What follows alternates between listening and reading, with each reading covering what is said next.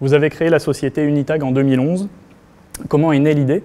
Donc l'idée et l'envie de créer une société est née pendant les études. Nous étions 7 cofondateurs à l'époque et on avait envie de continuer à travailler ensemble sur la base des compétences et de l'amitié qu'on avait forgées au sein de l'association des élèves. L'idée même en soi de travailler dans le marketing mobile, c'est venu suite à un stage à Pierre Fabre où on m'avait demandé de travailler sur les flashcodes, qui est l'ancêtre du QR code.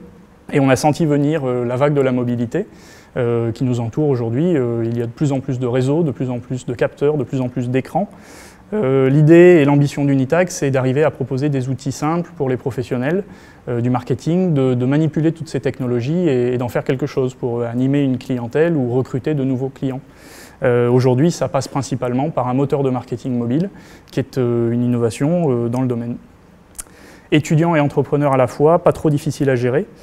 Alors non, pas trop difficile, j'y suis arrivé avec plaisir et j'avais même à l'époque une 3e casquette qui était représentant des étudiants au conseil des études de l'INP. C'est assez difficile de gérer son temps puisqu'il faut arriver à être présent un peu partout à la fois. Il m'a été permis de rater des cours, ce qui n'est pas forcément une bonne chose, mais je tiens à le préciser parce que c'est un peu la difficulté qu'on a à valider des compétences sans se reposer uniquement sur le présentiel. J'ai été absent, mais j'ai réussi à acquérir des compétences en informatique. Quel soutien avez-vous reçu de l'INP Toulouse? Donc l'INP Toulouse nous a beaucoup aidé, Unitag et mes cofondateurs, notamment l'école, l'INP N7 et M. Alain Ayache, le directeur. Principalement, ça a été un bureau pendant 1 an.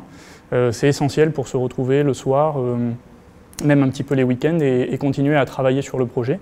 Ensuite, ça a été un petit peu de mise en relation. Unitag aujourd'hui en quelques chiffres.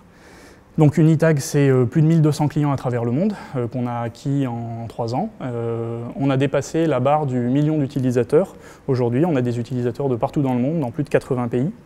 L'objectif, bien sûr, c'est de développer cette clientèle, d'avoir plusieurs milliers de clients l'année prochaine, puisque notre solution est utilisée et pourrait être utilisée encore plus de partout dans le monde.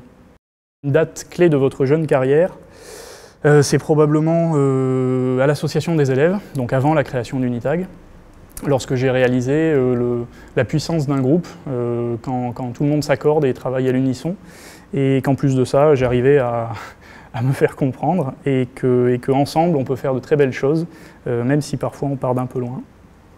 Quel objet avez-vous choisi d'apporter? Pourquoi? Donc je suis rentré à l'école en 2008.